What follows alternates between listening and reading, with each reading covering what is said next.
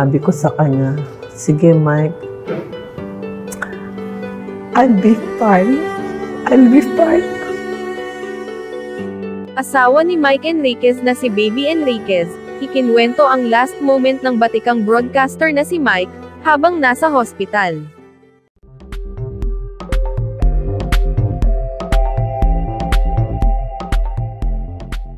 Aniya, kung pagod ka na, you rest na. And I love you. Hindi pa raw lubusang nagsisink in kay Elizabeth Baby Yumping Enriquez, na wala na ang kanyang asawang si Mike Enriquez, na kasama niya sa buhay, sa loob ng 46 na taon. Sa mismong burol ni Mike sa Christ the King Church, sa Green Meadows, Quezon City, nakausap ni Jessica si Baby. Dito ay inilahad ni Baby ang pakikipaglaban ni Mike na malagpasan ang kanyang karamdaman, at ang mga huling sandali nito bago pumanaw. I think, it hasn't sunk in yet. Kasi marami pang tao, pero I'm sure all of this, tapos ako na lang mag-isa sa bahay. I don't know. I really don't know, panimula ni Baby, na halos manginig ang boses habang nagsasalita. Tanong ni Jessica, pero lumaban siya. Of course. Yes. Yes. Up to the end, sagot ni Baby. Ilang taon ding nakipaglaban si Mike sa kanyang mga karamdaman. Lahad ni Baby, ang tagal. Kaya nga ang nagiging consolation ko na lang ngayon, kahit it's very sad, kasi he's been through a lot. His body was full of holes. Yung huling hole niya is yung tracheostomy ba yun? Nilagyan na siya ng dito, sabay turo sa may throat area. At the end, dinadialyze na siya because of the infection. It was affecting his kidneys already, so they had to do dialysis. And dito nila pinapadaan, sabay turo sa left side ng leeg. Noong December 2021, sumailalim si Mike sa kidney transplant. Lahad ni Baby, yung new kidney niya was doing well. No rejection at all. Kaya nga sabi ko, sayang, you know.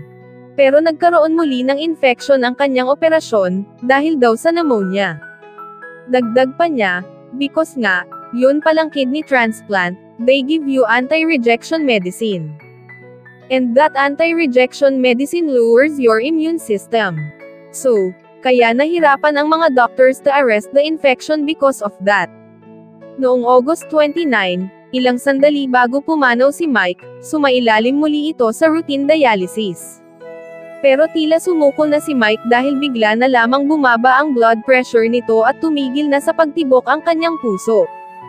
Sabi ni Baby, but sadly, during his last day of having dialysis, his BP dropped and suddenly his heartbeat stopped. Noong sandaling iyon, mga bandang 1:00 ng hapon, papunta na si Baby sa St. Luke's Medical Center. Bigla na lamang daw siyang nakatanggap ng text mula sa caregiver ni Mike, na nagsabing kasalukuyan umanong sinasalba ang buhay ng asawa. Lahad ni Baby, I was on the way na to the hospital, siguro mga 1 o'clock, and then suddenly the caregiver texted me na, Ma'am, Sir Mike is being resuscitated already. Ha, sabi ko, why? Hindi ko in-expect yon kasi routine na magda-dialysis siya, pang ilang beses na niya yon. When I arrived at the hospital, 3 times na siya na-revive. So sabi ko, Dok, tama na. Sabi ko, enough na. Pagpapatuloy pa niya, after ng 3rd resuscitation, I was in the ICU. Nandoon lang ako sa labas, kasi I couldn't bear to see him with so many tubes connected to him. Sabi ko, we'll go out na. And then I broke down na. Nasabi niya ba lahat ang mga gusto niyang sabihin kay Mike bago ito nalagutan ng hininga? Tugon ni Baby, oo naman. Noong una, I keep on telling him na, fight, fight Mike. Kaya mo yan. Kaya mo yan. Do not give up. Pero nung bandang huli, nakikita ko na parang nahirapan na nga siya. Sabi ko, sige na, kung pagod ka na. Dito na nagsimulang manggilid ang luha ni Baby. Pagpapatuloy niya, lalo na nung last minutes, pinalapit na ako nung doktor, sinabi ko sa kanya, sige Mike, I'll be fine. I'll be fine. I know God will not forsake me. Kung pagod ka na, you rest na. And I love you. Yun lang ang sinabi ko, and then I broke down na. Tinanong ko ho sa mga doktor, di nyo ho ba aalisin yung ventilator, we'll wait pa na ma-flatline siya. Tapos after several minutes, nilapitan na ako ng doktor, baby, nag-flatline na. Inihatid na sa kanyang huling hantungan ang mga labi ni Mike, sa Loyola Memorial Park sa Marikina City, kahapon, September 3, 2023. Maraming tao umano ang naghatid sa namayapang si Mike, kabilang narito ang kanyang mga pamilya, kaanak, kaibigan, kasamahan sa trabaho, at maging ang ilang mga celebrities. Panuurin po natin ang ilang mga tagpo sa paghatid sa huling hantungan ni Mike Enriquez.